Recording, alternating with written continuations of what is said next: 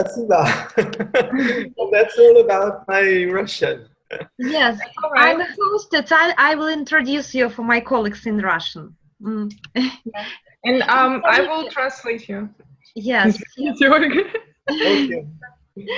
Коллеги, несколько слов о нашем дорогом, уважаемом спикере Кристоф Моньё, президент ICF Франция 2016-2017, коуч уровня PCC ICF.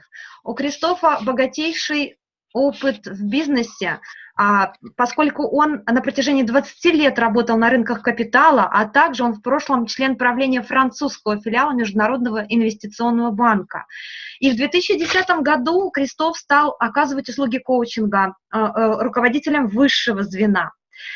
Кристоф, очень интересный факт о Кристофе. Кристоф родился в франко-немецкой семье, и Кристоф владеет 4 языками. Великолепно, конечно, немецким, французским, английским, а также, как он написал, немножко турецким.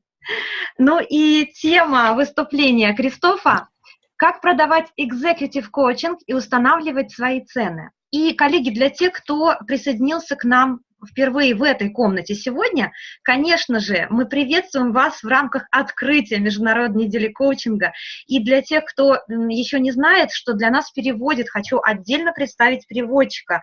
Ксения Росина, профессиональный коуч, член Бюро переводов Российского отделения Международной федерации коучинга. Ксения, огромное вам спасибо за вашу работу сегодня. Thank you. Olga,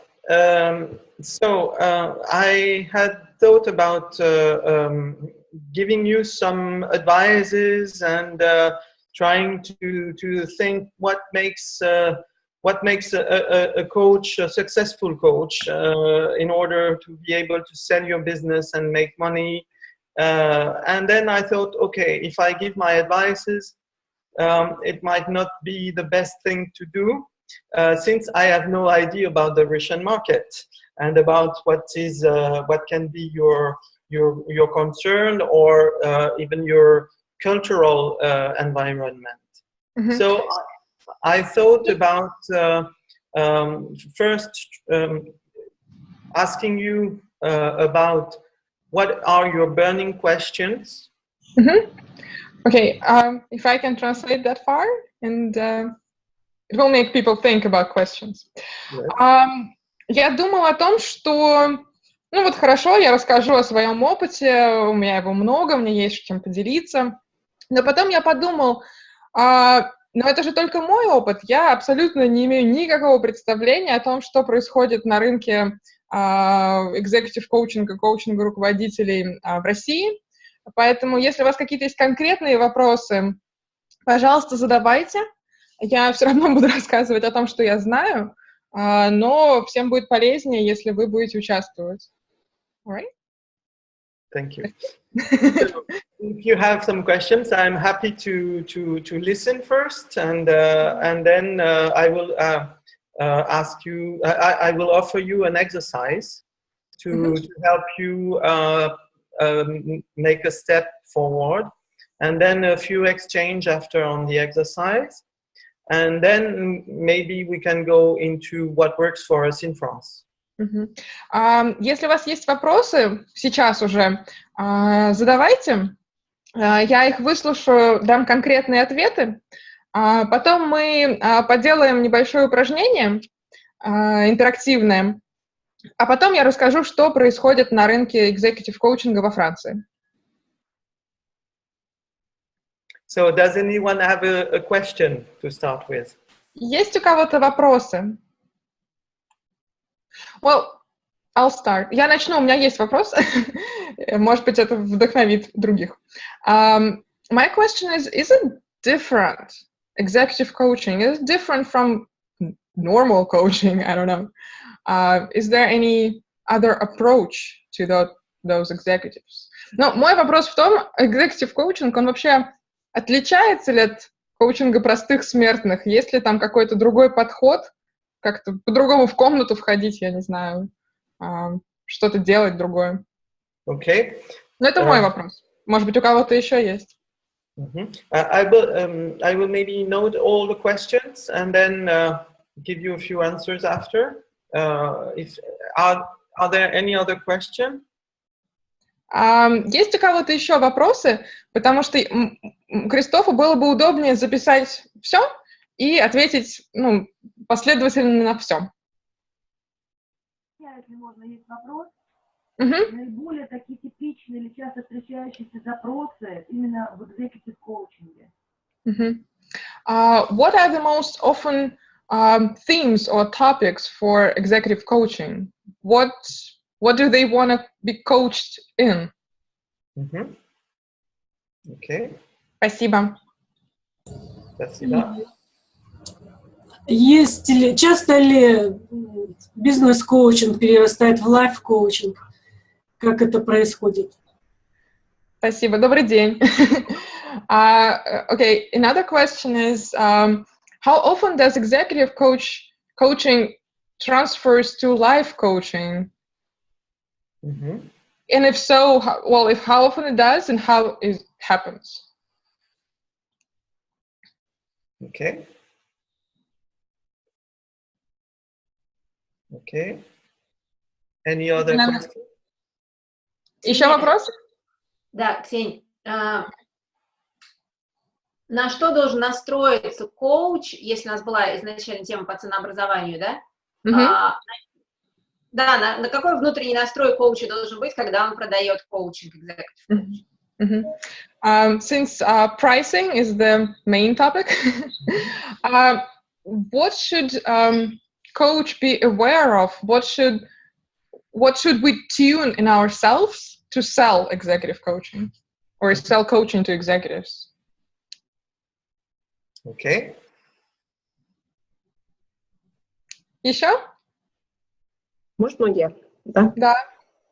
У меня такой вопрос. Как руководитель, особенно высшего звена, реагирует на вопросы, про эмоции, да? Что вы чувствуете, например, в данный момент?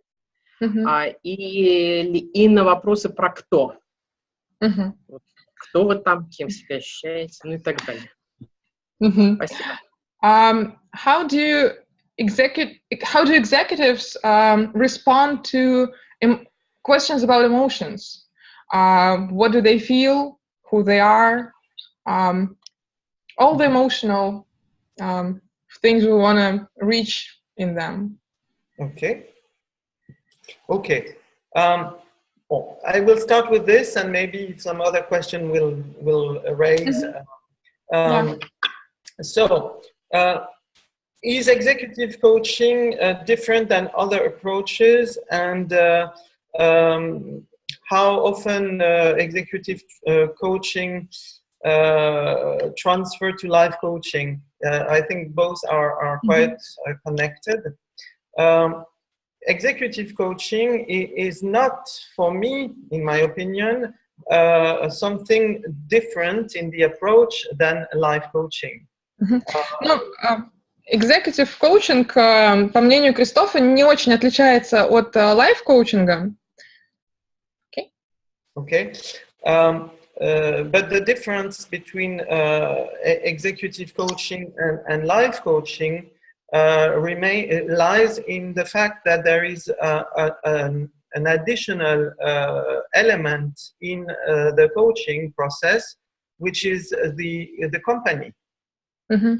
Подходы общие, но дополнительный элемент, который появляется в executive коучинге, это компания, организация. So in executive coaching, you have to deal with a tripartite meeting. В executive коучинге по сути, у нас трехстороннее взаимодействие. So a tripartite contract, which is a discussion to align the goals of the company with the goals of the individual. Нам нужно привести в соответствие цели компании с целями человека. But coaching is more a question of the right posture. We don't know, and the only thing we know is that we don't know. And an executive coach is just someone who is able to deal with this tripartite condition and with the system in mind. И понятно, что мы как коучи, не знаем ответов.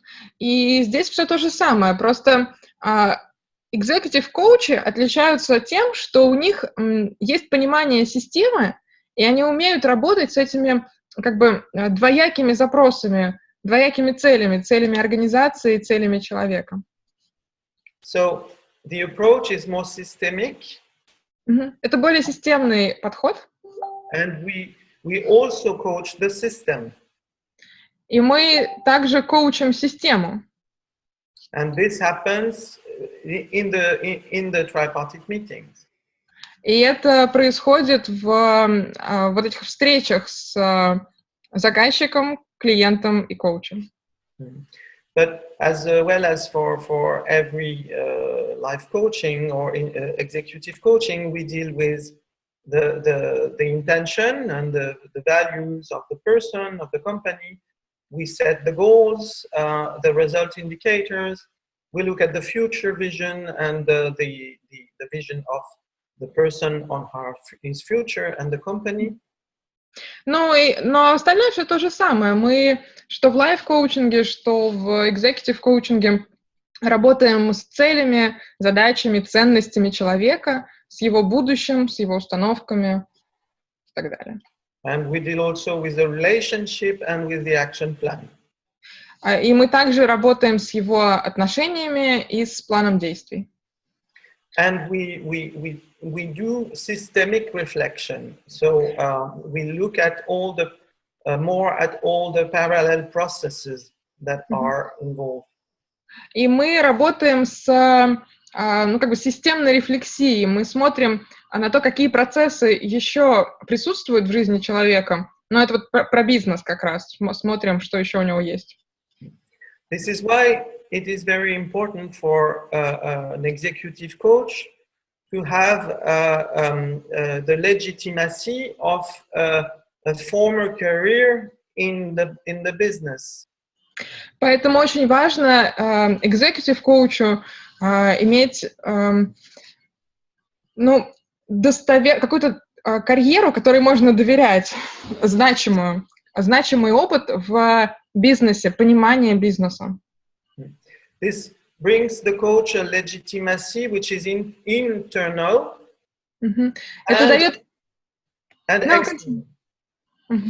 Это дает коучу как внутреннюю уверенность в том, что он имеет право это все делать, так и внешнюю уверенность в том, что он понимает, что происходит с клиентом. If I take an example for me, I have had a career in the investment banking industry. Например, у меня карьера в инвестиционном управлении, в investment banking. And I coach in every area except investment banking. И я работаю коучу во всех сферах, кроме инвестиционного управления. Because I am too close to investment banking and I would not be able to give or to have the distance necessary. Потому что я слишком близок к этой индустрии, я не смогу дистанцироваться, мне будет очень тяжело быть объективным. And so what I did is because obviously normally when you start your coaching career and you go from the investment banking and you go there and the first idea is I will go coaching in investment banking and then it does not work. Понятно, что первое, когда человек хочет от какого-то дела перейти к коучингу, его индустрия является очевидным выбором. Кристоф провел всю жизнь в инвестиционном управлении, кажется, что вот там он будет наиболее успешен как коуч, но это не работает. So I asked myself the question, why is it so difficult for me to find clients? И я задался вопросом, а почему мне так тяжело найти клиентов? And then I realized that I had to rework on my story to get the power of my story and bring it somewhere else where it will be useful and where the people will find something new for them. И я подумал и решил, что мне нужно просто сфокусироваться на сферах, где я могу быть полезен и где я могу помочь клиентам открыть что-то новое для себя. So it's about questioning what is my value added. Это про вопрос, в чем я приношу ценность. About how often does executive coaching transfer to life coaching? По поводу, как часто executive coaching перерастает в life coaching. It happens when the client comes and says, well, I want a coaching for me, and it's not related to any business topic. Ну, случается, что клиент приходит и говорит, теперь я хочу коучинг для себя. И это никакого отношения к его бизнес-сфере не имеет. And the difficulty is that, of course, if you are in a tripartite contract, и сложность в том, что если вы вот в этом соглашении с компанией и клиентом, you are in a frame, вы как бы в рамке, where you have to stay within the frame. И вы должны оставаться в этой рамке. And so if the goal of the coachee changes during the coaching, и если цель клиента меняется в процессе коучинга, then you are out of the original contract. Вы выходите за рамки изначального контракта. And you have to come back to the original contract. So you have to interrupt the coaching. Вам нужно вернуться к изначальному контракту, и вам нужно прервать, по сути, прервать коучинг. So the difference between executive coaching and life coaching is about the tripartite contract. Вот, но ключевое в executive коучинге, что есть вот это трехстороннее соглашение. But of course, during your executive coaching, you address life coaching questions. Но, конечно, в рамках вашего executive коучинга вы, обращаете внимание на какие-то жизненные вопросы. And it's okay to go out and to come back. Nормально выйти, погулять и вернуться. But if you cannot come back or if you, for example, if the question turns like, I want to work on my leadership development, and the company wants me to better deal with behavior or to change my behavior within the company in order to improve my performance. Ну, например, человек говорит, я хочу работать над своими лидерскими качествами, а компания хочет, чтобы у компании запрос, чтобы человек работал над своей продуктивностью. Then what happens? Sometimes the coachee says, I just realized I don't want to work for this company anymore. Происходит иногда, в таких ситуациях происходит иногда, что клиент говорит, я больше не хочу работать в этой компании. And he asks you to to coach him on how do I go out of the company. И клиент просит вас, коучинг посвятить тому, как ему выйти из компании. And then you cannot do the coaching anymore. И вы этого делать не можете. But that does not happen very often. Но это не часто происходит. If you're clear that you are working with the client on the goal of that are agreed during the tripartite meeting. Если вы с клиентом договорились, и если есть понимание, что вы работаете над целями, которые были поставлены на встрече трехсторонней в начале.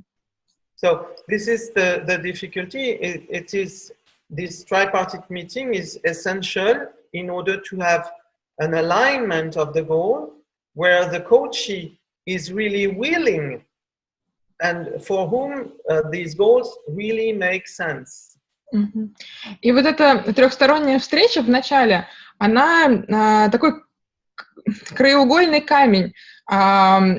И дальнейшая работа будет только в том случае, если клиент понимает, если цель компании и клиента совпадает, клиент это понимает, и он готов с этим работать. Because as well as for life coaching and executive coaching, the envy, the desire of the coachee is essential for reaching the goal. Потому что, как в любом коучинге, готовность клиента работать — это, все. So one of the major obstacles in executive coaching главное препятствие в executive коучинге is when the coaching is prescribed and taken and perceived by the coachee as a sanction or a punishment. Or medicine. Главное препятствие, когда клиент воспринимает коучинг как такое лекарство, наказание или как рецепт, выписанный ему. And this is where your role as an executive coach is important, because during the tri-party meeting, you have to address these questions. И здесь роль коуча ключевая, потому что в рамках трехстороннего соглашения вам нужно адресовать эту проблему и проговорить ее.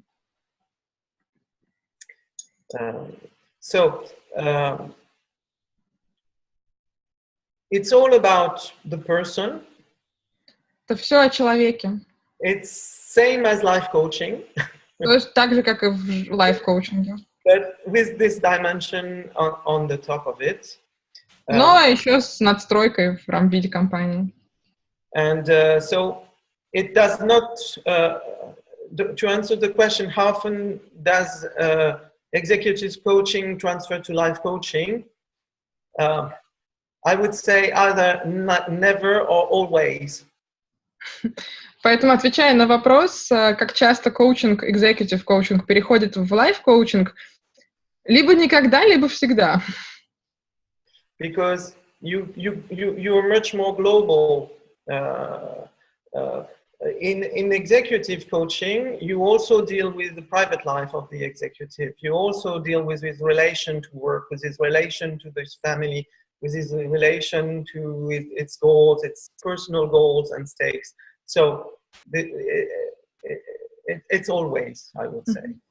Потому что вы всегда в executive коучинге затрагиваете и личную жизнь клиента, его взаимоотношения, его личное, и в этом смысле это всегда лайф-коучинг.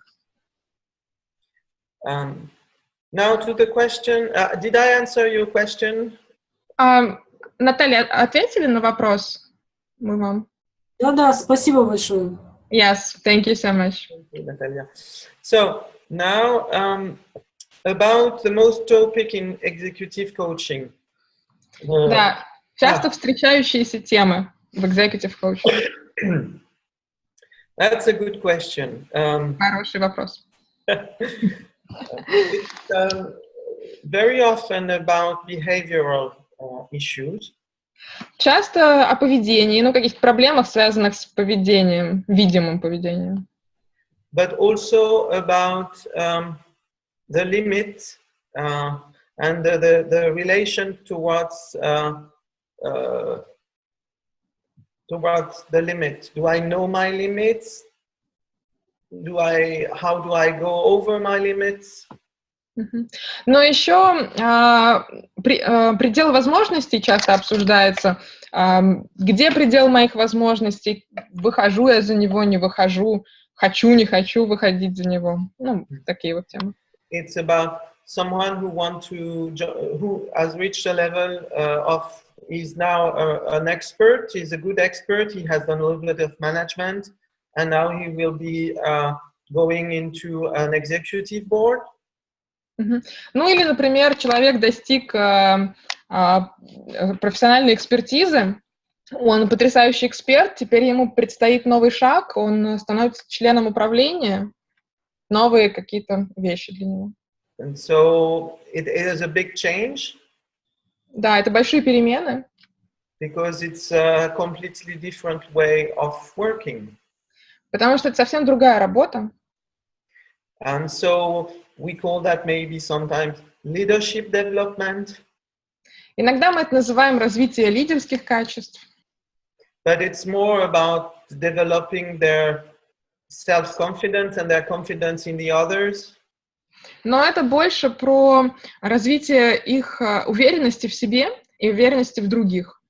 And the ability to create better connections and leave the ego fight. И про возможность этого человека выстраивать взаимоотношения и оставлять личное, как бы, ну вот, эгоистичные какие-то вещи за пределами вопросов. They have been sometimes managers and experts have been during their whole life in competition with others. Часто руководители, пока вот они растут, на протяжении всей своей карьеры, они в соревновании с коллегами. And they have to let go with competition. А в executive руководители, они должны оставить это соревнование. It's also about how do I stop doing things and make other people do them instead. Но еще executive coaching может быть про то, как мне перестать делать вещи и поручать другим делать эти вещи. But it can be also to work on the enthusiasm that you have people who have reached a level where they succeeded with enthusiasm and strength and a lot of energy, and then they need to go to the next level, and and their enthusiasm will not be sufficient anymore in order to help them not to kill themselves on the job. Да, позитивный очень момент. Иногда это про то, что человеку хватило энергии дойти до определенного уровня, от него среда требует больше сейчас, других качеств, и не факт, что ему хватит сил не выброситься из окна теперь со всем этим давлением. And I think if I have to summarize in one sentence what is executive coaching, as you see, there are many, many different ways. They arrive all with their own specificity. Если можно одним предложением сказать, потому что вы уже видите, что очень много тем, у каждого руководителя своя специфика. And in order to reach the next level, they need to extend their competencies and learn really how to do things differently. And you never know, they are all different, so they will have to change something. Если общий какой-то знаменатель подвести, то все они уже умеют многое, им всем нужно что-то поменять, и никто из них не знает, что именно им нужно поменять. И в этом и задача, как бы, понять, в чем должно произойти изменение, потому что задачи, которые стоят перед ними, совершенно другие. And so there is that brings me to the next question, is how do executive question respond to about question on emotion? И как раз это подводит к следующему вопросу, как экзеки, руководители, воспринимают личные вопросы про эмоции. So, since they are all different, поскольку они все разные, they all respond differently. Все отвечают по-разному. We have to work there with what I call homeostasis. I don't know if you are familiar with this concept. Not really. Okay. Every system you try to change. Но у Кристофа подход такой, что любую систему, которую вы хотите изменить, is trying not to change. А любая система, которую вы хотите изменить, будет сопротивляться. And executive coaching is all about making an alliance. И executive coaching — это про построение альянса.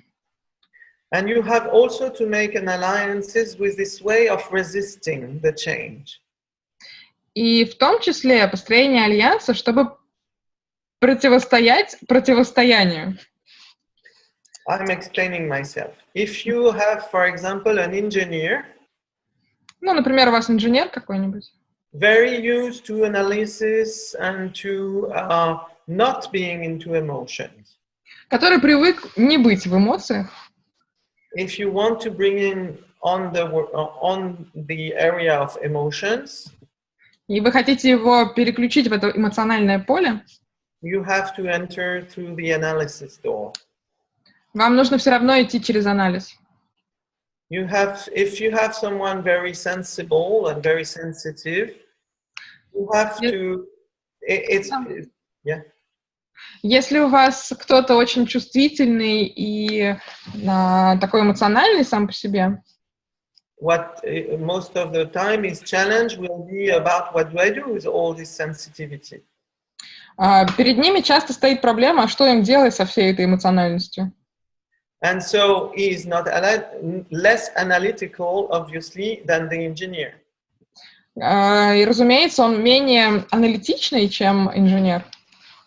So you have to enter through the door of sensibility, of emotions. И вам нужно как раз открывать эту дверь чувств и чувствительности.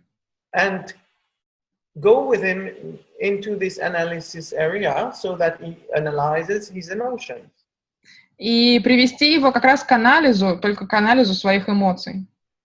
And he will analyze his emotions with his emotions and with also the process of coaching with the interruption and the analysis we do during the meta when we do an interruption.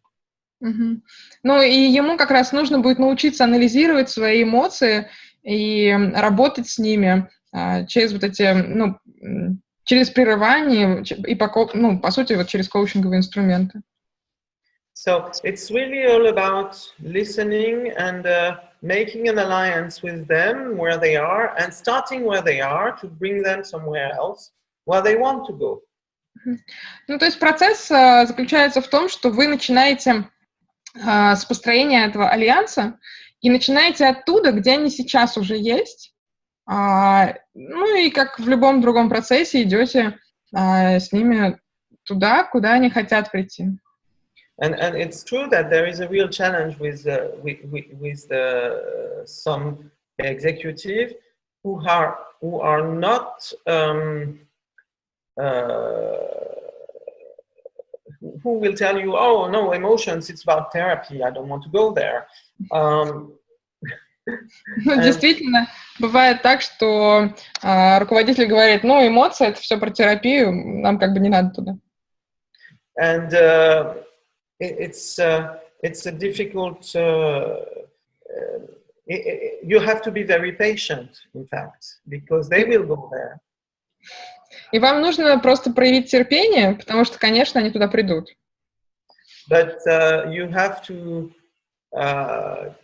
first work on the connection and the confidence relationship between you and your client. Но сначала вам нужно выстроить взаимосвязь и отношения с вашим клиентом. Because you cannot force anything. Потому что вы не можете насильно что-то ему заставить его сделать что-то. Well, most of the time it's about the process and the meta, and you're doing it again, and you're analyzing, but you're not going to look for the right answer. No, forget that. So, Okay. about responding to the question on emotion, they all have emotions. Они все равно приносят эмоции. When I see an executive who does not show any emotion, I know that I am in front of a volcano, which is quiet. Если я вижу клиента, у которого вообще нет эмоций, я знаю, что я смотрю на вулкан, который просто пока спит. And it's not a problem that he does not have emotions or he does not know how to deal with his emotions. It's just that so far he considered emotion as either irrelevant or a problem or not useful or something that will make him happy a week. И проблема не в том, что он не проявляет эмоции или не считает эмоции важным. Проблема в том, что до сегодняшнего дня он сбрасывал эмоции со счетов, считая, что они делают его слабым, мешают, и нужно их подальше прятать. And so it's all the question of how do I make an alliance with this resistance? Because you have to really understand that for an executive who has had a very successful career so far. И вопрос в том, как построить вот это взаимодействие и вытащить эти эмоции, преодолеть сопротивление, потому что для руководителя, который был успешен до сегодняшнего дня, it worked for him with this attitude towards emotion. Нужно понимать, что он был успешен с своим отношением к эмоциям, что они не важны, надо их прятать, они мешают. And sometimes you have to accept that he doesn't want to go there and not try to go there. Ну, иногда нужно просто признать, что он просто не хочет туда идти, и не надо туда идти. They will go there when they are ready, and it's what is his goal? Is it related to his goal? So go back to the goal and the result indicators. It's all about this. If you want him to deal with emotion where he can't or where it's irrelevant, it doesn't work. But if it's related to his goal, it will work. И главное правило, что если эмоции ему нужны для того, чтобы достичь цели на коучинг, он туда рано или поздно придет, нужно просто терпение. Если они вторичные и ему никак не помогут достичь цели, просто вы видите, что он их никак не проявляет, это проблема, не надо его трогать, это ему никак не поможет. About the last question, about how do I about pricing, what should we be aware to sell coaching to executive? Да, вопрос про цену и вопрос про что нам нужно знать, чтобы продавать коучинг экзекам. So, you have to be really aware of what is your value added. Нужно очень четко понимать, в чем ваша ценность. That is, to be really strong in knowing what you will, what difference you will make. Нужно очень хорошо представлять, какую разницу вы принесете. And it's a very difficult question. Это очень тяжелый вопрос. I remember when I was first asked this question, I was just like, oh my God. Oh my God. I have no idea. Я помню, как меня первый раз спросили, задали этот вопрос, и я думала, боже мой, все понятно, я совершенно бесполезен в этой ситуации. Because I wanted to be successful. Потому что я хотела быть успешным. And I wanted to be able to address every demand and everything and to be the universal coach. Потому что я хотела быть универсальным коучем и решать любые проблемы, работать с любыми клиентами. And then someday I understood that I am not the universal coach. I am very good at some kind of coaching, but really excellent. Ну, а потом я понял, что я не универсальный коуч, но я очень хорош в некоторых вопросах, и с некоторыми клиентами я прекрасный коуч. And in order to be able to see where I was good at, I looked at the coaching where I really felt happy. И чтобы понять, в чем я хорош, мне помогла рефлексия, какой процесс меня делает счастливым. And this coaching gave me an indication where I was doing okay. И вот тот коучинг, который делал меня счастливым, он был индикатором, что вот здесь я хорош. And then, still with this question about what is your value added as a coach, since I had not a good answer or satisfying answer for myself, I started to ask my client. Ну и поскольку, возвращаясь к этому вопросу про ценность, поскольку у меня этого ответа не было, я начал клиентов спрашивать. At the end of the coaching, I asked them, I gave you a lot during this coaching and I received some money, but I would like to receive something more. I would like to receive your answer to that question. What was my value added as a coach during this coaching? Да, в конце каждой сессии я стал говорить клиенту, ну, хорошо, я потратил очень много сил, времени, я очень старался, я там получил деньги, но я хочу еще что-то получить. Я хочу услышать от вас ответ, в чем была моя ценность. And it started to give me a very clear picture of what kind of coach I was and what they liked and what helped them. And so I was able not only to say, this is my value added as a coach as I thought it would be. It helped me to tell my clients or the companies I was going to visit, to tell them, this is what my clients tell about my coaching. Ну и что мне это дало? Во-первых, я получила очень много информации от клиентов, что они во мне видят, в чем мои сильные стороны, в чем я им помогаю. Но еще мне это позволило, приходя на встречу с будущими заказчиками, говорить, ну хорошо, вот что говорят мои клиенты. And so I started to realize that for me, it was all about emotion and the capacity or the ability to take risk. Yes. Например, для меня это способность работать с эмоциями, с рисками. And also about the ability to take risk and the ability to trust people. И в доверии к людям.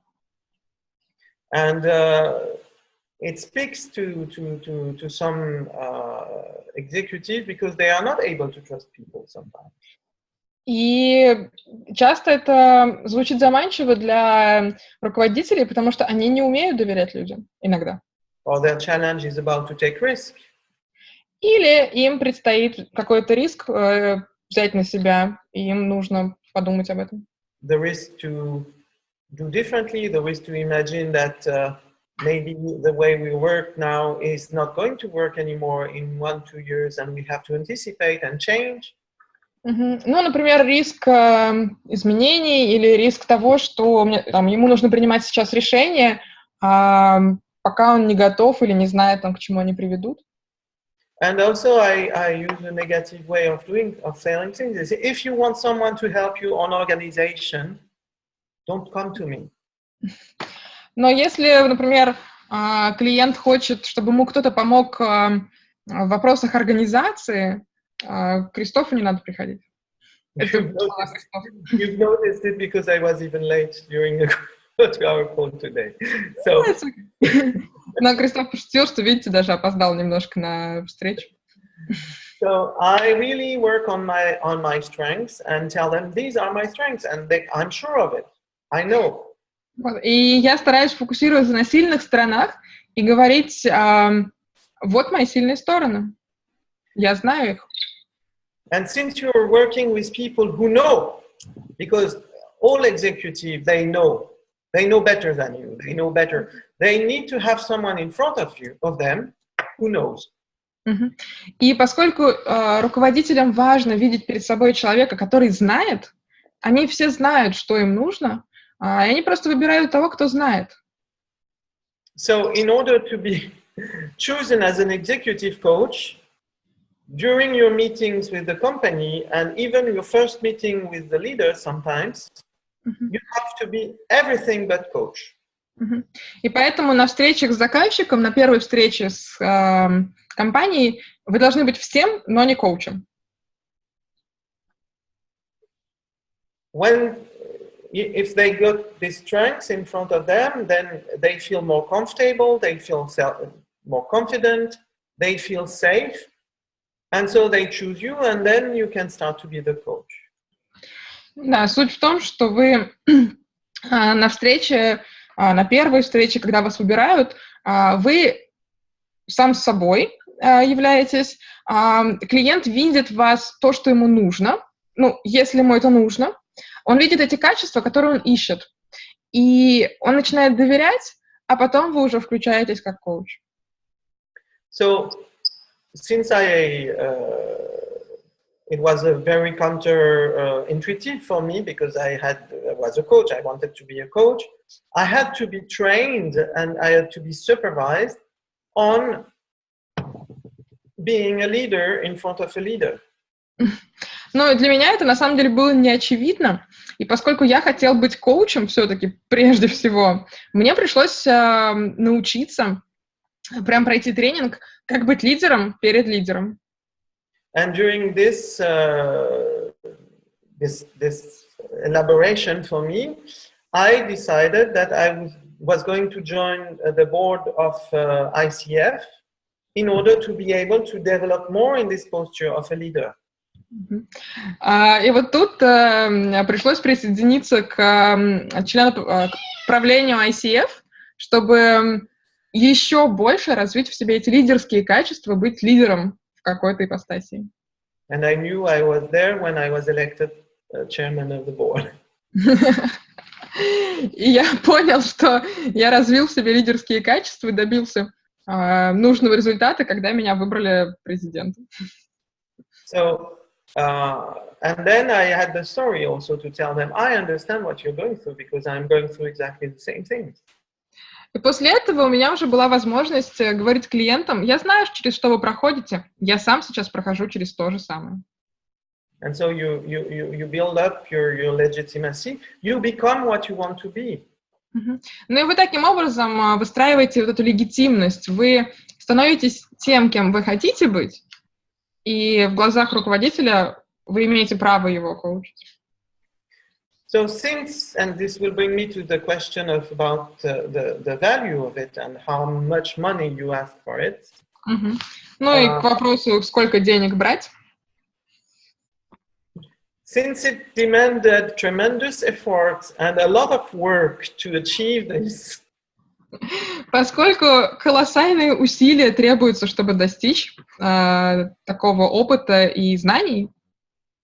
With all the career I had before and what I've learned on the top of it. Со всей карьерой, которая была до коучинга, и плюс еще все, что с коучингом связано. I am not ready to give it away for free. Я не готов бесплатно это отдавать. And it is worth a lot of money. It has a lot of value for the companies because if you are able to make a change at the top level of the company, then the value for the company is really, really huge. Потому что, да, и поскольку я не готов бесплатно отдавать, я считаю, что это стоит очень-очень больших денег, потому что ценность, которую я приношу компании, и то, что в чем я могу помочь руководителю, это тоже приносит компании очень больших денег. And so, now the question of how much money. Ну и, собственно, сколько денег? When I joined Caesta, the firm I'm working at, and we have a wonderful location. We are on the Champs-Élysées in Paris. Когда я присоединился к компании, вот с которой я сейчас работаю, где я сейчас работаю коучем, и она находится на Елисейских полях. I was working alone before. До этого я работал один. And I was charging something like really looked like absolutely huge for me. I was charging 250 euros per hour.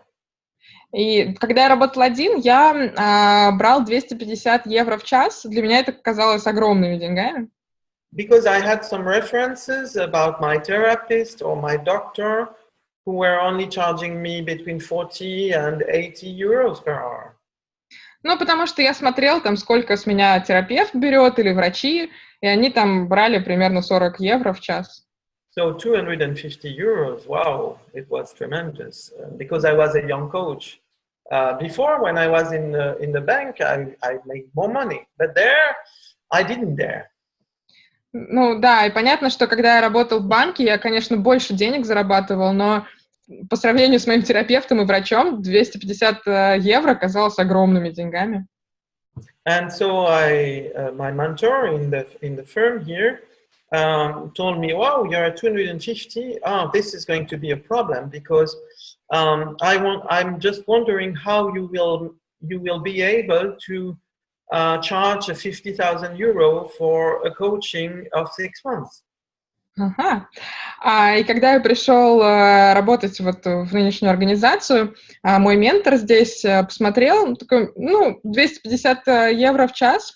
У нас будет проблема, как ты будешь клиентам говорить, что коучинг стоит 50 тысяч евро за полгода? And I felt very bad. И мне было очень некомфортно. But I had this idea that, okay, he is 65 years old, I am 48, he has 20 years of experience. How can I charge as much money as he does? Мне было очень некомфортно, но я еще подумал, ему там 65, мне там 48 всего, я только начал коучинг, как я могу брать столько же денег, сколько и он?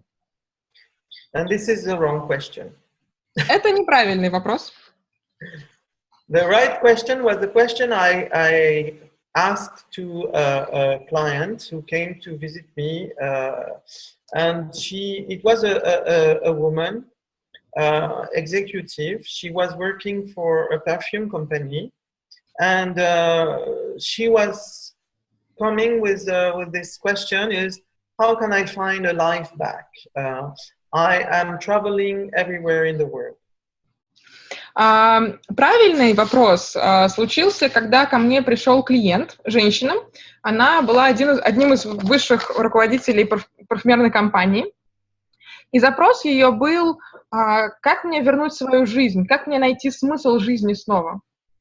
So, and she says, so I really want to leave the company and work on a new project. Она сказала, что она хочет уйти из компании и начать какой-то новый проект. And so I said, okay, 250 per hour, fine, no problem. I stay at my old price, and we start to work. Ну, и я ей сказал, 250 евро, я останусь в старой ценовой категории, и мы начали работать. And after the first session, something was wrong. And I had a feeling that there was something wrong. And I said, I have a feeling I don't know. And she says, I don't want to leave the company. И после первой сессии я почувствовал, что что-то идет не так. Я спросил, собственно, в чем причина, вот что-то идет не так, что происходит. И она сказала, я не хочу уходить из компании. It's just that I travel too much.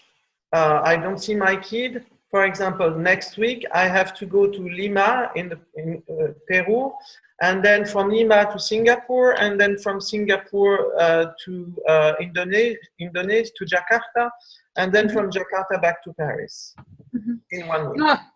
И она говорит, проблема даже не в работе, а в том, что я очень много путешествую, я детей не вижу, я вот сейчас поеду в Перу, потом в Индонезию, потом в Сингапур, потом обратно в Париж. And I said, wow, and why don't you use Skype or Zoom or whatever modern medium? And she says, it's not the culture of the company. И я спросил, ну, зачем путешествовать, если можно использовать там Skype, Zoom, современные технологии? И она ответила, что это не в культуре компании. And I said, okay, so for the coaching, it's a business coaching, it's an executive coaching, it's not a life coaching. So if you want to stay in the company, the benefits will be for the company if you achieve your goals. Ну, и я сказала, хорошо, если ты хочешь остаться в компании, то это уже не лайф-коучинг, это уже бизнес-коучинг. И бенефициаром, так сказать, пользу получит компания, а не только ты. And is it okay if then we change the contract to a contract with the company? Насколько комфортно будет, если мы поменяем соглашение, и это будет соглашение с компанией?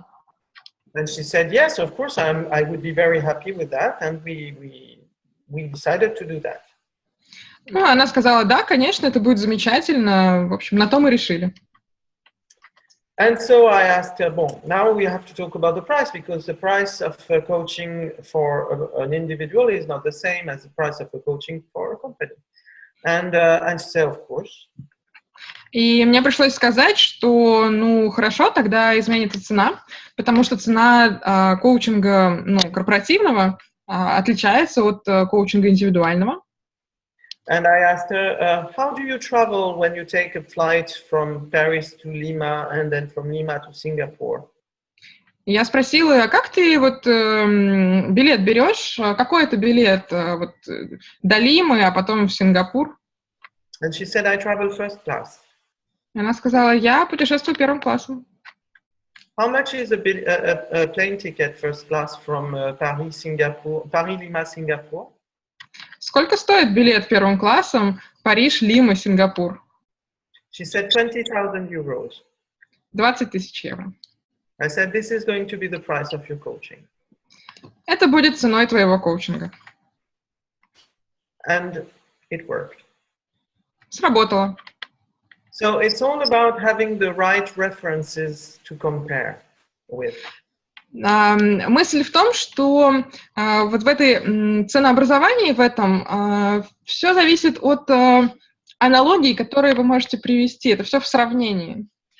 And also about being able to listen and being able to understand what the value of your coaching will be. Because what was important here is that if I help her not to travel as much as she does, there will be more value for the company. They will spend much less money in travel tickets. Да, и еще очень важно слушать и понимать, в чем ваша ценность, не только глобально, но и что-то более конкретное. Например, если я своим коучингом помогу человеку меньше путешествовать, это меньше 20 тысяч евровых билетов, и я сэкономлю деньги компании. So I asked myself, so now, okay, what comparatives are the right comparatives for coaching? И я спросил себя, ну хорошо, какое сравнение, ну вот с корпоративной средой, правильное сравнение вот для коучинга? And I have, for life coaching, I have one, which is how much money do you spend for your vacation, or how much money do you want to spend in your new car? Если мы говорим о лайф-коучинге, мое сравнение с отпуском или, ну, сколько денег вы тратите на отпуск, или сколько бы вы потратили на машину. And how much money do you want to spend for something that will change your life? Сколько денег вы хотите потратить на что-то, что изменит вашу жизнь? For executive coaching is how much money do you spend if you lose your executive and you have to go to a headhunter? Для executive коучинга, для корпоративного формата, вопрос, сколько денег вы потеряете, если от вас уйдет этот человек, и вам нужно будет его снова искать? The price of a headhunter in France is between 40 and 60 to up to 100,000 euros. Да, но executive руководители, их же ищут через рекрутеров. Цена во Франции на эту работу как раз 30-бесконечность. 30 тысяч евро и бесконечность. And I assure you that executive and HR managers are completely able to understand what you're talking about. И отдел кадров и руководители, они все прекрасно понимают, о чем вы говорите. And if they negotiate on the price too much, I ask them, okay, if you want to have a cheap coaching, maybe you should work with a cheap coach. Если они слишком торгуются при определении цены, я всегда отвечаю, если вы хотите более дешевый коучинг, работайте с более дешевыми коучами. It's if you want to deal with an executive and you are not able to stand for the value of what you offer, you're not credible. Если вы хотите работать с руководителями, и вы не можете защитить цену, которую вы просите, вам сложно доверять. And but you have to be comfortable with the comparatives you're working with, and to find the ones that work for you. Но вам нужно быть очень уверенными, вот когда вы эти аналогии приводите, очень хорошо их понимать и найти ту, которая для вас работает, которая вам кажется валидной. Because if you are not at your correct price, the price that is fair for you, потому что если вы сами не чувствуете, что это справедливая цена, if you're above this price or if you are under this price, если ваша цифра выше, чем ощущается справедливым, или ниже, чем ощущается справедливым, then there will be something wrong, and they will sense it, and they will not choose you. То они почувствуют, что что-то не так, и они прожуют вас моментально. Did I answer all your questions so far? На все вопросы Кристоф смог ответить. А можно еще один вопрос? Can we have another question? Yes. Давайте. I have an exercise also that I wanted you to do. So I will need about 20 minutes, 30 minutes for the exercise. Is it okay? I can take another question. I have time as long as you want. So I don't have any obligation after. So we know you're expensive, so I can be generous too. Clearly. Да, вопрос. Были такие случаи, когда вас приглашали для того, чтобы удержать цены в руководителя, и в процессе коучинга при каком-то осознании клиент вдруг решает, что он хочет уйти из компании. И что тогда в этом случае вы делали? Как дальше вы действуете? So, Christoph, could you talk more about situations, if you faced it, when you're hired to coach an executive, and then somewhere in the middle of the process, the executive, your client, wants to leave the company, but you were hired basically to retain this person. What would you do?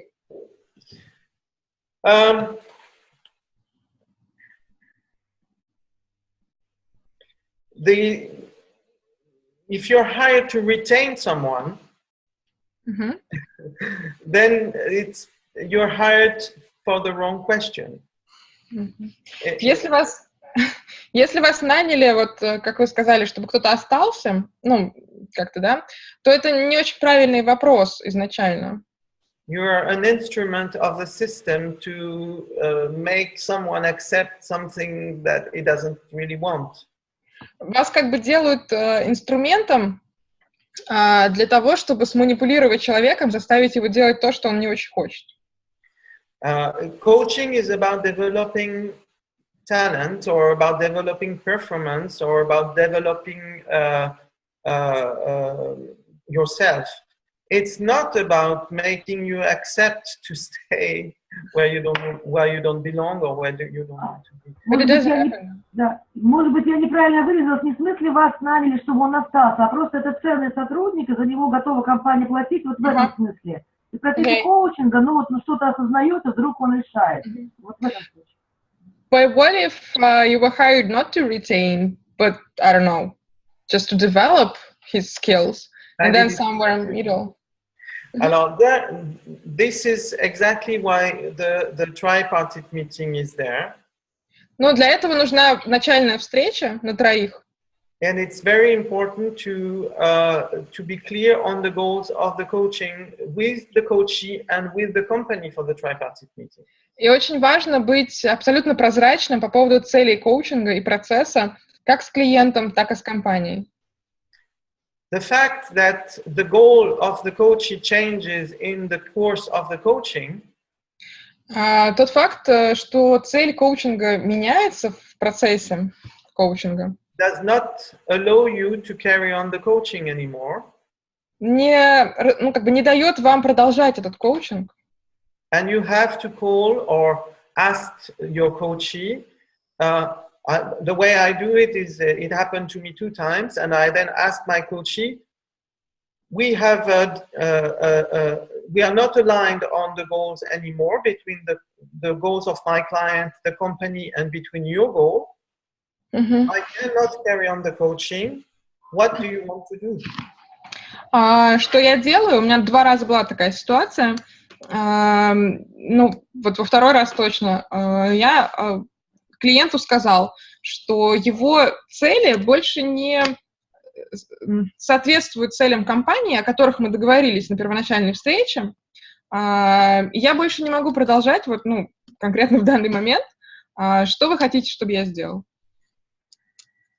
And then, if he doesn't want to go back to the company to tell them, you have to go back to the company to tell them you cannot carry on the coaching. И если он не хочет говорить компании, то вы должны сказать компании, потому что у вас с ними тоже соглашение.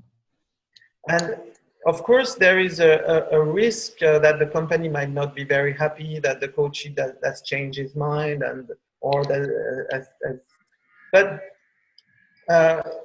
So since it happened 2 times to me, I said, I tried to clarify before with the company that the fact that the coachee might decide to leave the company during the course of a coaching, even though this is not in the goal, is something that can happen, and that they have to be comfortable with this idea. It's better to have someone who is outside and happy outside than someone inside who is unhappy and not willing to be here. Ну и поскольку конечно, возможно, компания не будет рада, что человек прошел через коучинг, что-то там у него поменялось, он теперь уходит, коуч его там, не знаю, прокоучил. Но поскольку у меня уже такие ситуации были, я теперь об этом вообще говорю на первой встрече, что уход человека — это возможный, возможный факт, который случится. Никак это ни с чем не связано, это просто случилось. Я сделаю то-то, то-то, вы сделаете то-то, то-то. Ну и, в принципе, для меня важнее, что я сделал кого-то счастливее вне компании, чем несчастным в компании. Поэтому бог с ним. Is it clear for? Is it okay or? Ответил Кристоф на вопрос? Да, спасибо. Oui, merci. But there is a big risk to be instrumentalized with some companies that are not completely clear, and this is where your responsibility as coach of the system might be also here. What are you trying to do there?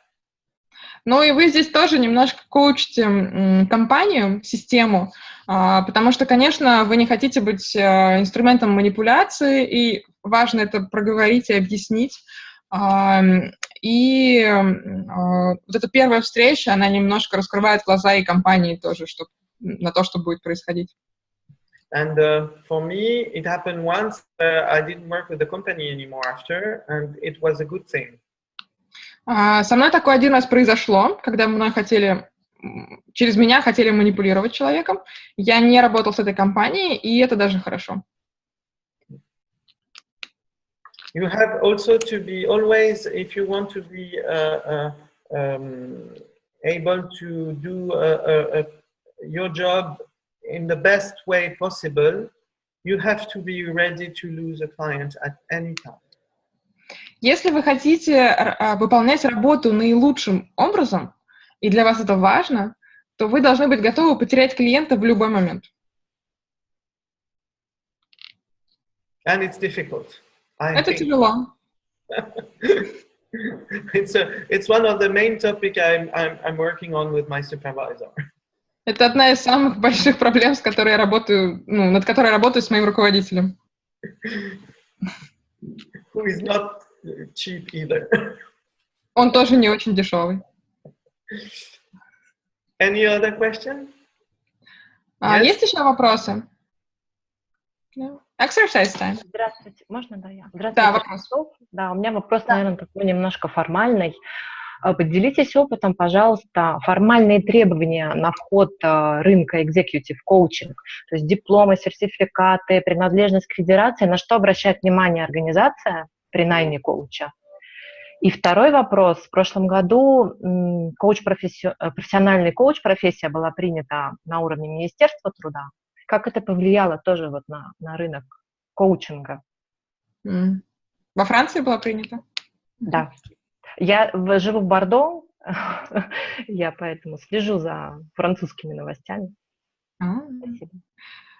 Alrighty. So, Karina is from Bordeaux. Bonjour. Yeah, and two questions actually. So first is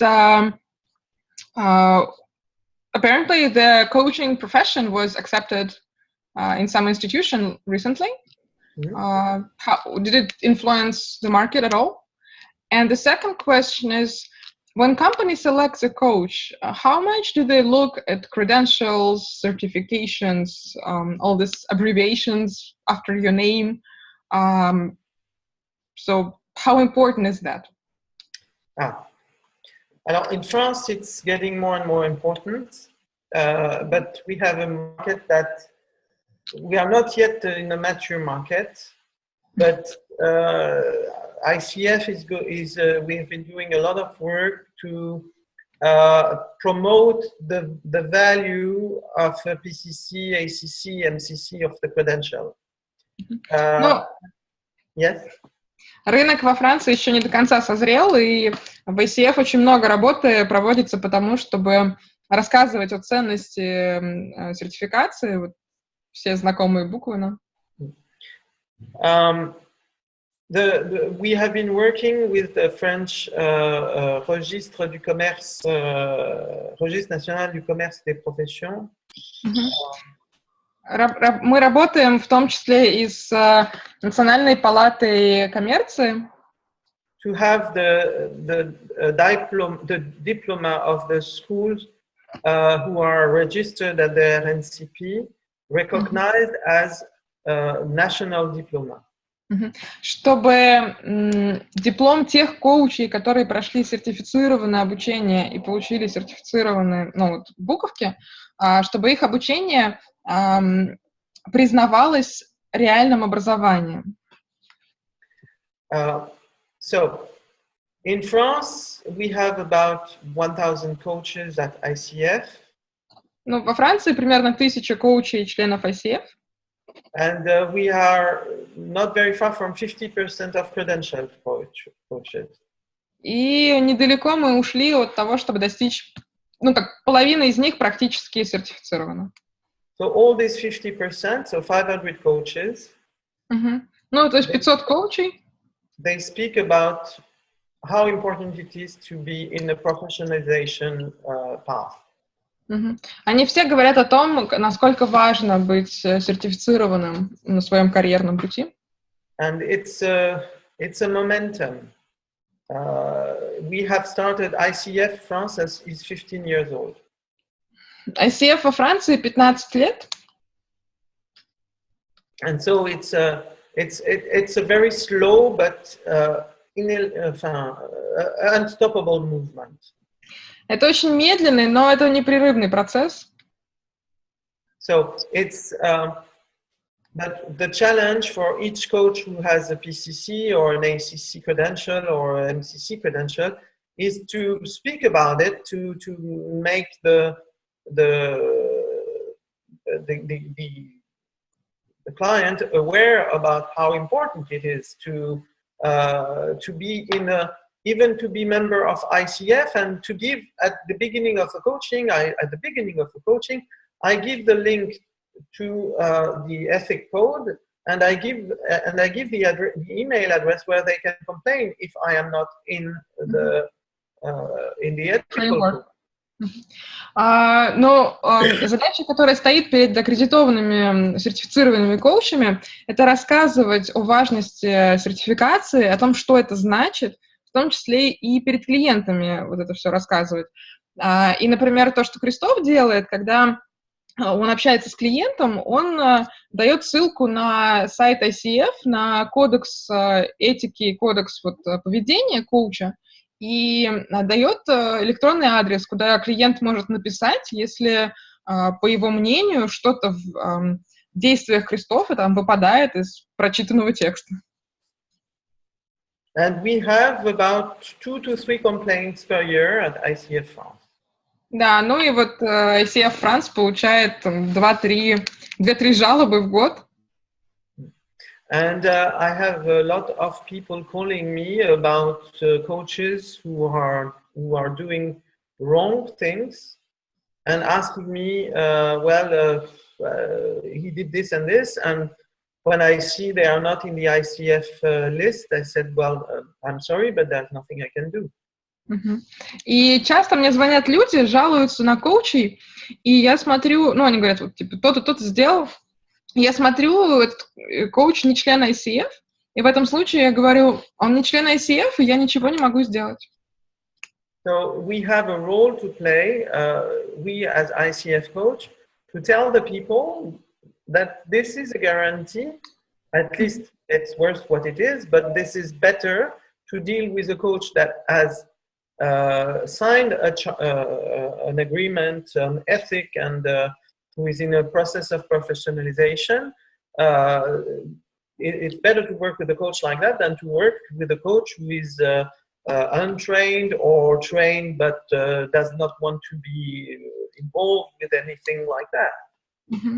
Ну и вот наша роль, в том числе роль всех членов ICF, в том числе и рассказывать клиентам о том, что уж лучше работать, может быть, с более дорогим коучем, который член ICF, может быть, он еще не сертифицирован, может быть, он только на пути, чем работать с коучем, который вообще непонятно, где учился, или, может быть, понятно, где учился, но не хочет следовать кодексу, и поэтому не стал членом ICF.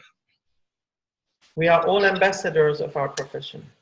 Мы все послы нашей профессии. All right. Thank you.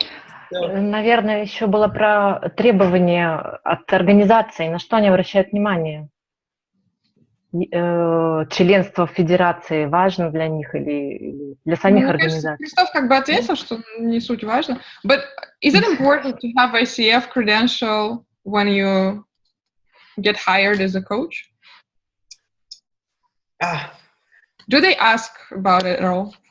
Yes. More and more. And in France, we have had 3 companies recently, Peugeot, Renault, and SNCF, so big companies who have internal coaches who came to us, ICF, and to ask us to help them to have their internal coaches credential. Ну да, на самом деле все чаще и чаще, то есть там работа не зря проводится, все чаще и чаще спрашивают, и, например, 3 компании во Франции, Peugeot, Renault и NCF, у которых есть внутренние коучи, члены ICF. What I can add on that is the path of being credentialed is a path that you find difficult and absolutely terrible when you are not credentialed. Once you are credentialed, you forget about how difficult it was. But really helpful, and it's something that really, something happens when you do it. It changes. Ну и, конечно, очень тяжело получить сертификацию, и путь этот сложен, но это все забывается, когда вы получаете, собственно, сертификацию, и это стоит того. Это меняет многое и влияет на ваш профессионализм и на взаимоотношения.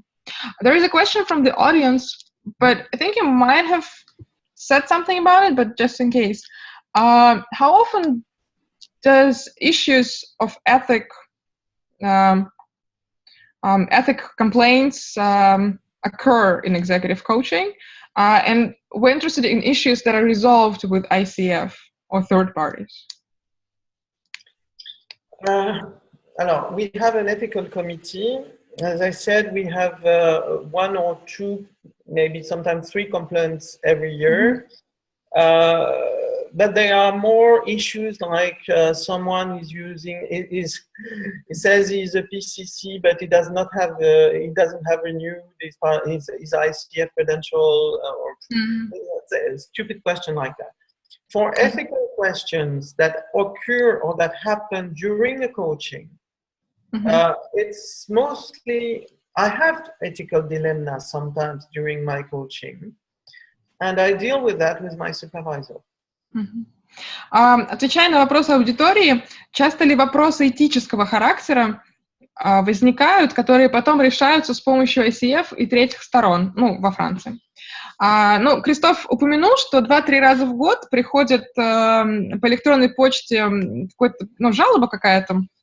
Часто это какие-то глупые вопросы, типа человек использует членство ICF, но он его не продлил, мы недовольны. Но более глубокие этические вопросы, какие-то дилеммы, Кристоф, например, обсуждает со своим супервизором. Поэтому... For example, a company where you're the only coach and you coach everybody.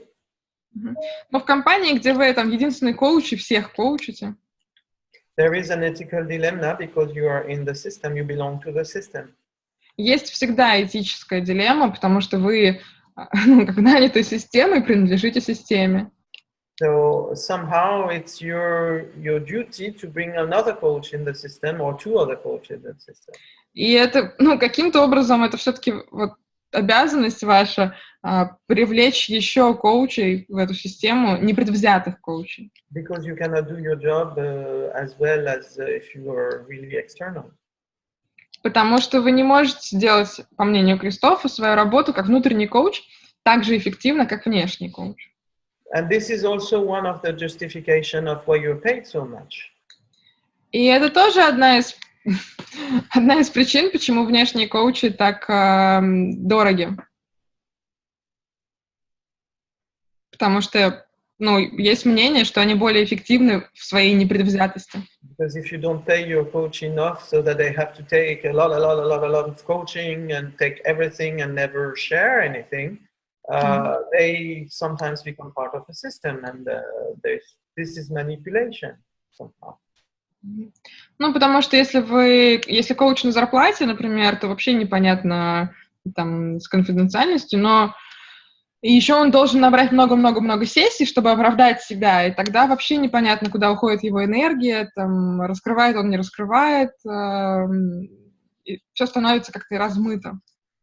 The good thing is that ICF, we don't have many ethical issues that are brought up to the top anymore, or not anymore, but we don't have it, because all ICF coaches are really aware about ethical issues.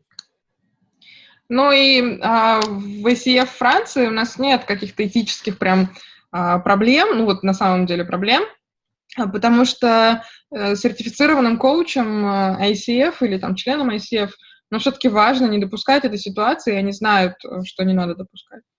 We have much more often people calling you about non-ICF coaches. Чаще нам звонят по поводу не членов ICF.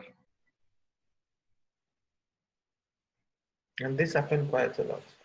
И да, это постоянно происходит. But for ICF, concerning ICF coaches, not that much. Но по поводу членов ICF не особо. All right. I don't know, I think we have only 2 minutes. Okay, so I will not do the exercise unless you want to take 20 more minutes, but I can give you the questions that might or that you might answer. If you want to do it in the meantime, or if you want to do it later, I will give you a few questions to help you to leverage on your coaching in the future. There are areas where you have these 3 questions. About the first area is about you as an individual, about your personality, your value, identity. Я дам вам сейчас несколько вопросов, на которые вы можете сейчас там поотвечать или там в свободное, так сказать, время. Could you please repeat what the first? Yes. So the first area where you will answer the question is about you as an individual. Первая группа вопросов про вас, ну, как индивидуальных, ну, как вас как личности. So personality, value, identity. Ваша личность, ваши ценности, ваша идентификация. The second area in which you will answer the questions is about your environment. Your what? Your environment. Вторая группа вопросов по поводу вашей среды, что вокруг вас происходит. Where you work, how it looks like, and the professional area. Где вы работаете, что вокруг вас вообще, профессиональное развитие. And the third one is about the others, family, friends, colleagues, surrounding. И третье про других людей в вашей жизни, семья, коллеги, друзья, что угодно. So, the idea is to ask yourself a question. So we are today in 2017, and I will ask you the question about 2020. Вопрос про вас в 2022 году. Через 5 лет. All right? Okay. So, my first question is in 2022, for you in those 3 areas, what has not changed? Первый вопрос. В 2022 году по каждой из зон личная, среда и окружение. Что изменится?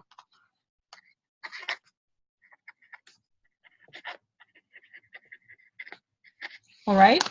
Okay. The second question is in 2022, in those 3 areas, what has changed for sure, inevitably?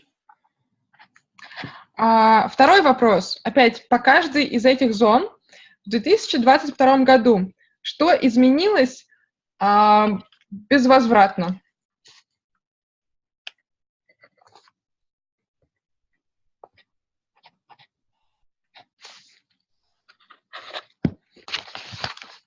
The third question is about, in those 3 areas, what is absolutely not possible? What is it that I absolutely don't want to be? И третий вопрос. По каждой из этих 3 зон, что абсолютно невозможно для меня, чем я абсолютно точно не хочу являться в 2022 году? Something unthinkable or forbidden. Может быть, что-то запретное или даже недопустимое. Ну, для вас, конечно. First question in those 3 areas, what already started to change?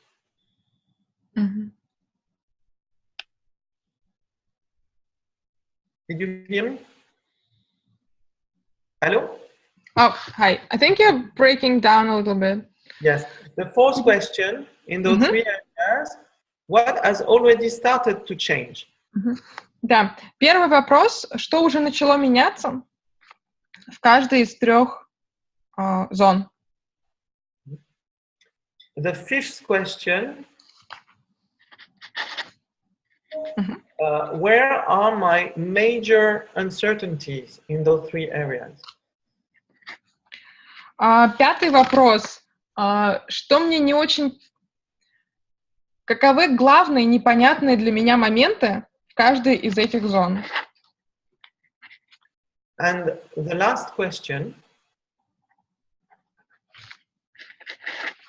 in those three areas, so in each of the three areas, what are my areas of control, of freedom of action? И последний, шестой вопрос. По каждой из этих трех зон, какие сферы я контролирую, что я контролирую, что в зоне моего контроля? И and the second one, what are the areas of my control? And My areas of control and my zone, my freedom of action. И в чем моя свобода действий? In order to avoid what I have mentioned in the question number 3. What you want me to repeat? In order to avoid what I want to avoid in what I named in the question number 3. Да, но вот шестой вопрос, он в том смысле, что чтобы не допустить того, о чем мы говорим в вопросе номер 3. То есть, например, вопрос номер 3 — это что абсолютно недопустимо. И как бы шестой, вот где моя свобода действий, но чтобы третий вопрос не наступил.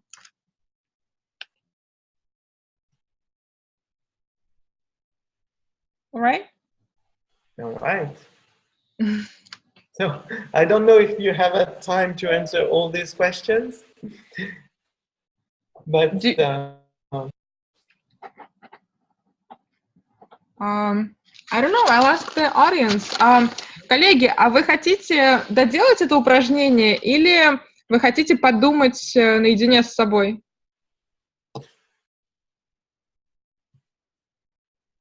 Подумать. Наедине с собой. Okay. So, Christoph, since I think we're running out of time.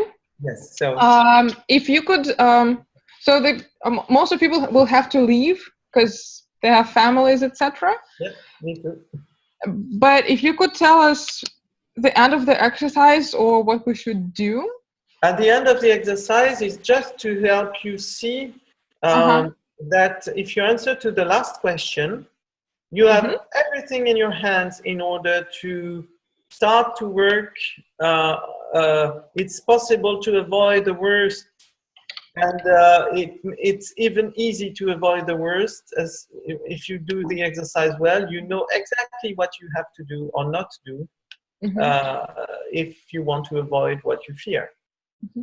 Ну и в итоге, если вы хорошо подумаете над этими вопросами, хорошо сделаете упражнение, вы поймете, чего вам нужно избегать и что вам нужно делать для того, чтобы добиться там желаемого результата. So it can be a very powerful exercise, trust me. И если сделанное качественно, это будет очень ценное упражнение. It was a pleasure speaking to you. If I have, for me, I would be happy to hear one word. If you go out with one thing, one word from each of you, in order to just evaluate if I met your expectations. All right. Ну, Кристоф, прежде чем попрощаться, попросил каждого из вас сказать буквально по одному слову, этим одним словом выразить ваше отношение к сессии, насколько соответствовало вашим ожиданиям или не соответствовало. Можно я начну? Да. Я хочу сказать Кристофу, огромное спасибо за тот подарок, который он сделал нам в день открытия Международной недели коучинга. So thank you for the huge present you done for us for the second day of coaching. И что Кристоф согласился инвестировать свое время в нас. And that you have agreed to invest your time in us. И слова, с которыми я ухожу сегодня, это задумчивость и уверенность. And you made, well, the words that come to mind after your session is confidence and also reflection. Okay. Спасибо. Если одним словом можно, да? Очень интересная встреча, очень полезная и необычная, потому что мы видим представителя Франции, который поделился с нами такими секретами, как быть на первой встрече, мне вот понравилось, просто человеком, а не коучем. Второй момент, быть лидером перед лидерами, тоже интересный момент, как зарабатывать деньги, как себя ценить. И вот эта разница между лайф-коучингом и экзекьютив-коучинг, и как ты себя, вот эту аналогию проводишь. Большое спасибо, очень интересно. И задание за задание спасибо, буду думать. So thank you for a lot of topics that you have raised, actually. First, how to be confident and how to have this first meeting. That analogy that you made, it helps tremendously with pricing, how to compare your hour to something else business spend on. And in general, how to conduct executive coaching. What is there? The fact that you raised the curtain, so to say. It's very helpful and very inspiring. Thank you. Спасибо. Thank you. Спасибо большое. Еще кто-то? Можно я 2 слова скажу? Да. Огромное спасибо, очень было информативно и полезно, и особенно мне было полезно про ценообразование. Очень мотивирует и укрепляет самооценку. Спасибо за это большое. Yeah. So thank you for information about pricing. It was very valuable, I think, to many of us, actually, and it motivates a lot. So thank you. Thank you. Спасибо. Да, огромное спасибо, мотивирующее, вдохновляющее и додающее уверенность. Спасибо. Yeah, thank you for building confidence in us, and think we're all gonna go and sell executive coaching. But no, really, thank you for building this confidence that we didn't have and weren't sure, and thank you for motivating us. I think that you have to be aware of something. In the coming years, with the changes that are in front of us, we need more people. We need more executive coach. We need more coaches, because the challenge in front of us is tremendous. And I'm very happy to see people motivated and interested like you are. То, что Кристоф хочет сказать, им очень важно, что так много мотивированных людей, и нам действительно, нам в смысле ICF и Кристофу, нужны экзекутив-коучи, их должно быть больше, они должны быть качественные, поэтому очень хорошо, что у вас проснулся энтузиазм и уверенность, о которой вы говорите. Это очень важно. Дерзайте. Удачи. All right. Okay. Okay. Есть еще кто-то? Well, if nobody wants to add anything, it's. I think we can leave it there. Yeah. Well, thank you. It was a pleasure to translate you, and for me too, it was a lot of things you said where I was just barely managing to write them down because they're very useful and definitely will help me grow. Thank you so much. Thank you for inviting me. I was very, very touched and very happy to be there, to be here with you today. And it was the first in my life that it was translated. So thank you very much for making it so easy for me. Thank you. Thank you. I'm glad it was easy. I know it's not that easy for you, but still I'm happy that you felt so. I wish you all the best and good luck in your path. It's a wonderful adventure, and the future will be bright thanks to people like you. Thank you. Коллеги, спасибо вам большое от Кристофа. Будущее выглядит очень приятным благодаря тому, что у нас так много профессиональных и радостных, хороших людей.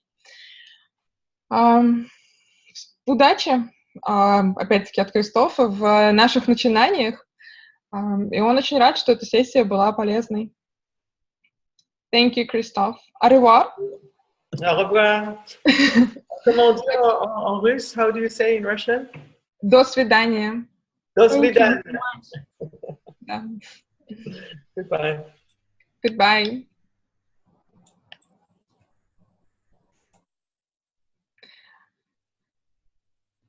Коллеги, большое спасибо вам за внимание. У меня немножко подвисло видео, и я не вижу, вернулась ли к нам Ольга или Елена. Но мне кажется, что нет. Тогда по просьбе Ольги и Елены я тоже с вами прощаюсь. Я надеюсь, что вам было очень полезно то, что вы услышали, и мы пришлем все материалы. Я попробую какие-то основные вопросы тоже сделать скрипт, текст, и тоже мы какой-то файлик сделаем с вопросами-ответами. Запись видео велась, но, по-моему, у Елены она будет. В общем, запись обещать не буду, скорее всего, она есть, а вот презентации и вопросы мы вам пришлем. Запись велась, запись Женя Бахарев делала, она только один раз прерывалась, а так у нас все записано. Ну хорошо, я просто не была уверена, поэтому решила не брать на себя слишком много. Да. Теперь давайте мы тогда уже отпустимся. Спасибо.